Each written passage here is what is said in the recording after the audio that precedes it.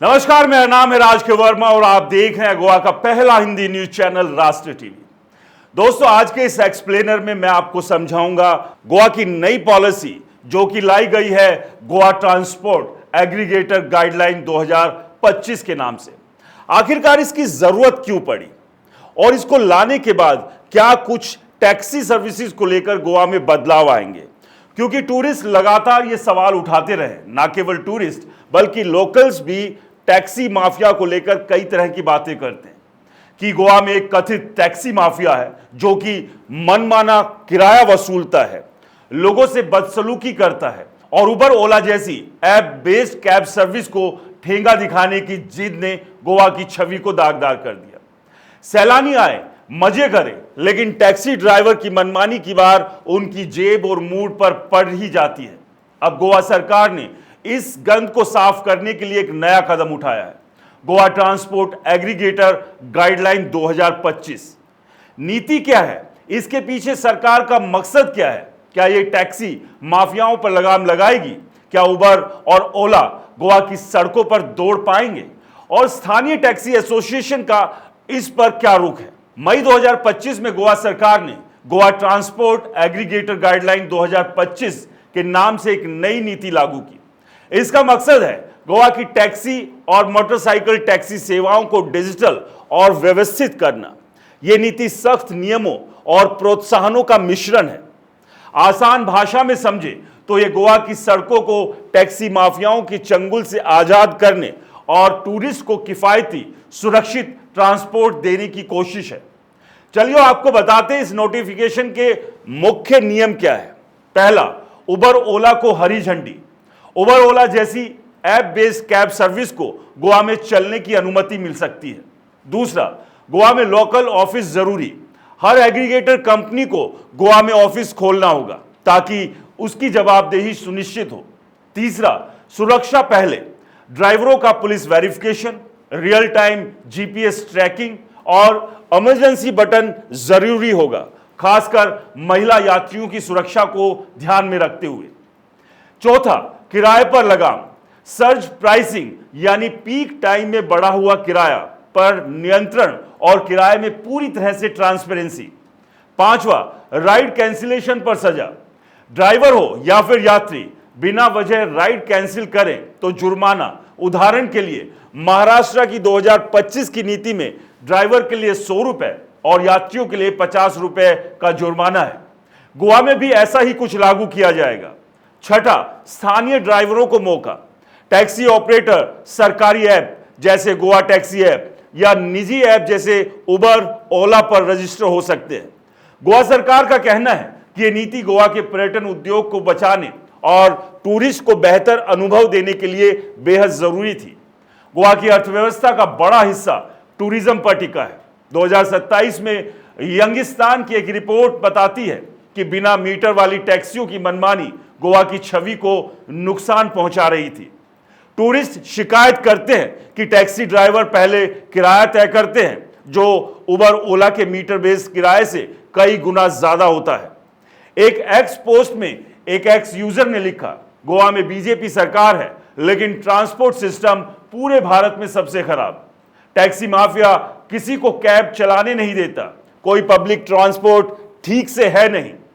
इस नोटिफिकेशन के पीछे सरकार का अपना मजबूत पक्ष है, जैसे टूरिस्ट की सुविधा, ऐप बेस्ड सेवाएं, पारदर्शी किराया, आसान बुकिंग और सुरक्षा सुनिश्चित करेगी। टूरिज्म की छवि। टैक्स माफिया की बदसलूकी से पर्यटकों का भरोसा टूट रहा है जो गोवा की वैश्विक छवि को नुकसान पहुंचाता है। स्थानीय ड्राइवरों का हित। डिजिटल प्लेटफॉर्म पर रजिस्टर कर स्थानीय ड्राइवर अपनी इनकम बढ़ा सकते हैं और कानूनी जरूरत। मोटर व्हीकल एक्ट 2019 के तहत केंद्र सरकार ने एग्रीगेटरों को रेगुलेट करने की गाइडलाइन दी थी, जिसका पालन गोवा सरकार कर रही है। नई गाइडलाइन से गोवा में कैब सर्विस में सुविधा की उम्मीद तो है। उबर और ओला जैसी कंपनियां पहले से ही जीपीएस ट्रैकिंग, ड्राइवर वेरिफिकेशन और इमरजेंसी बटन जैसी सुविधाएं देती है जो टूरिस्टों को सुरक्षित और सुविधाजनक अनुभव दे सकती है। महाराष्ट्र की 2025 की एग्रीगेटर नीति से प्रेरणा लेते हुए गोवा ने सर्ज प्राइसिंग पर नियंत्रण और राइड कैंसिलेशन पर जुर्माने जैसे नियम बनाए हैं। चलिए बात करते हैं इसके संभावित फायदे की। पहला, किराए में ट्रांसपेरेंसी। सर्ज प्राइसिंग पर लगाम से पर्यटक मनमाने किराए से बचेंगे। दूसरा, सुरक्षा। रियल टाइम ट्रैकिंग और इमरजेंसी बटन खासकर महिला यात्रियों के लिए सुरक्षा बढ़ाएंगे। तीसरा, सुविधा। ऐप से बुकिंग और कैंसिलेशन पेमेंट से समय और मेहनत बचेगी। चौथा, पर्यटन को बूस्ट। बेहतर परिवहन से पर्यटकों की संख्या और संतुष्टि बढ़ सकती है, लेकिन इसकी कुछ चुनौतियां भी हैं। गोवा के कुछ इलाकों में इंटरनेट कनेक्टिविटी कमजोर है, जो ऐप बेस्ड सेवाओं की राह में रोड़ा बन सकती है। स्थानीय ड्राइवरों में डिजिटल साक्षरता की कमी है। अगर नियमों का सख्ती से पालन नहीं हुआ तो नीति कागजों पर सिमट कर रह जाएगी। अब यह भी समझना जरूरी है कि इस नई नीति से क्या बदलेगा। पहला, जवाबदेही बढ़ेगी। डिजिटल रजिस्ट्रेशन से हर ड्राइवर की जानकारी सरकार और कंपनी के पास होगी।